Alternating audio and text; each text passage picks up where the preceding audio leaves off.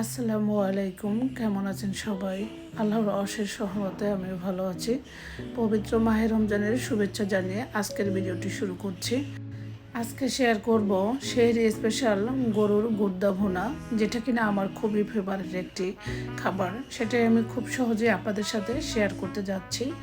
আশা করি একটি লাইক দিয়ে সম্পূর্ণ ভিডিওটি দেখে নেবেন। আমি অনেক দিন যাবতই ভিডিও আপলোড দিচ্ছি না, বিভিন্ন কাজে ব্যস্ত ছিলাম, তো এজন্য কারো ভিডিও দেখতেও পারছি না।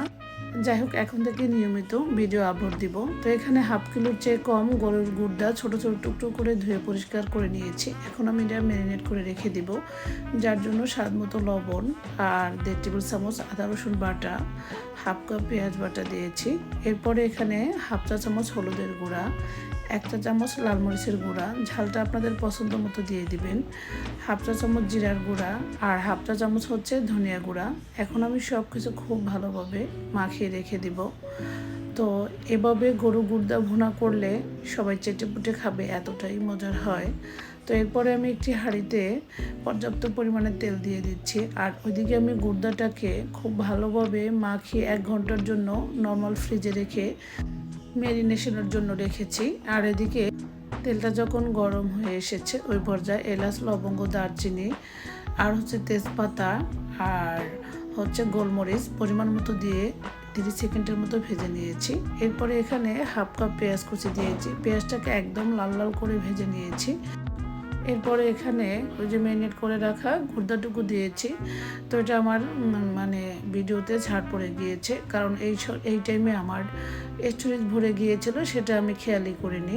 যাই হোক, এরপরে গুর্দাটা দিয়ে খুব ভালোভাবে ভাজা ভাজা করে ঢাকনা দিয়ে ঢেকে একদম 30 থেকে 35 মিনিটের মতো আমি কষিয়ে নিয়েছি।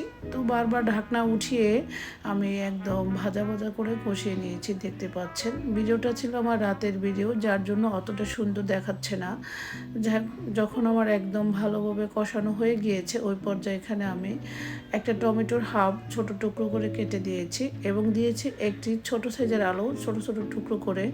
আলুটা পছন্দ করলে দিবেন, আর পছন্দ না করলে স্কিপ করে যেতে পারেন।